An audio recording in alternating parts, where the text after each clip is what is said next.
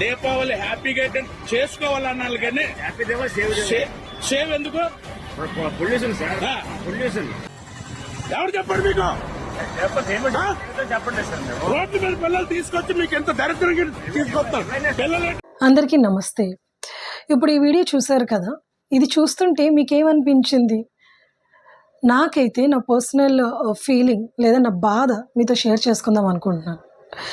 ఒక school students వాళ్ళు nature spoil అవ్వకూడదని, పొల్యూషన్గా ప్రాబ్లమాటిక్ అవ్వకూడదని దివాళీ సెలబ్రేషను పొల్యూషన్ వేలో కాదు, నేచర్ని సేవ్ చేసే వేలోని సెలబ్రేట్ చేయండి అన్న కాన్సెప్ట్ మీద బ్యానర్ పట్టుకొని మాస్టర్స్, టీచర్స్ అండ్ స్టూడెంట్స్ ఒక చిన్న ర్యాలీ చేస్తున్నారు దివాళీ టైంలో.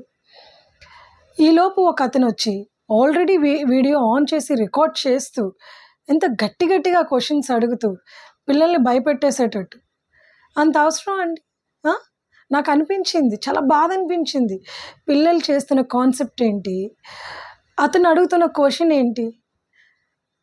మీకు కాన్సెప్ట్ అర్థం కాకపోతే వీళ్ళు అడగాలి, ఏంటి చేస్తున్నారు, ఎందుకు ఇలా చేస్తున్నారు అని అడిగి కాన్సెప్ట్ అర్థం చేసుకొని వీలైతే ఇంకా 4 మంచి మాటలు చెప్పి సజెషన్స్ ఇచ్చి శబాష్ అని చెప్పేసి రావాలి. అది అక్కడ జరిగే సిచ్యువేషన్ జరగాలి యాక్చువల్గా. కానీ ఇతను ఏదో అటాక్ చేస్తున్నట్టు, పిల్లలు ఉన్నారు, భయపడతారు, బాధపడతారు, టెన్షన్ అవుతారు, ఎంబారసింగ్గా ఫీల్ అవుతారు, అది రోడ్డు, ట్రాఫిక్, 10 మంది 100 మంది చూస్తారు అనే ఆలోచన కూడా లేకుండా, మాస్టర్లు, టీచర్లు అనే విలువ ఇవ్వకుండా అలా బిహేవ్ చేయడం అనేది, అలా మాట్లాడడం అనేది చాలా బాధ అనిపించింది నాకు. I was a student of that school actually ఒకప్పుడు నేను.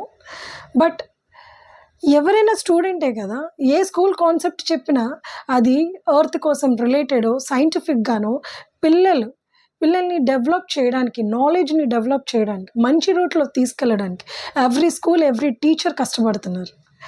అంతేగాని రిలీజియస్ మ్యాటర్స్ ఎందుకు వస్తున్నాయండి ఇందులోని? ఎందుకు రిలీజియన్గా అడగాల్సి వచ్చింది, చెప్పాల్సి వచ్చింది? ఎంత రిలీజియన్ కల్చర్ ఫెస్టివల్ అయినా సరే వాళ్ళు చేస్తున్న కాన్సెప్ట్ వేరు. ఎందుకు వినాయక చవితికి వాటికి మట్టి బొమ్మలతోటే పెట్టండి, వాటర్లోనే అది పొల్యూట్ అవ్వకుండా, సో మట్టివే చేయండి అన్న కాన్సెప్ట్ కూడా వచ్చింది కదా. అలా పట్టుకొని చేస్తే అది కూడా తప్పేనా? అలాగే అడుగుతారా? నాకు అర్థం కాలేదు అతన్ని అడుగుతున్నప్పుడు. సో చాలా బాధ అనిపించింది. సో అందుకే ఈ వీడియో మీతో షేర్ చేసుకుందాం అనుకున్నాను.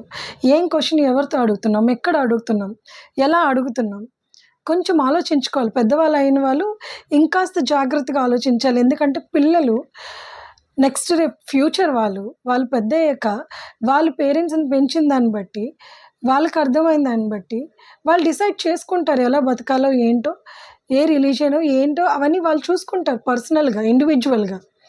మనం అంత పొల్యూట్ చేయాల్సిన అవసరం లేదు, ఇప్పటి నుంచి సపరేట్ చేయాల్సిన అవసరం లేదు. కనీసం ఇప్పుడే ఇండియాలోని ఇంత కొట్టుకుంటున్నారు అందరూ, రిలీజియన్ వైజ్గా, క్యాస్ట్ వైజ్గా, ఇంకేవో అదర్ ఇష్యూస్, పొలిటికల్ ఇష్యూస్, ఇండివిజువల్గా ఎవరి ఫ్యామిలీ ఇష్యూస్, ఫినాన్షియల్ ఇష్యూస్ అని. పిల్లలైనా యూనిటీగా, స్టాండర్డ్గా కలిసి ఉండేటట్లుగా ఉంచుదాం. కానీ అది జరగట్లేదు. ఎందుకో ఏంటో మీకే తెలుసు.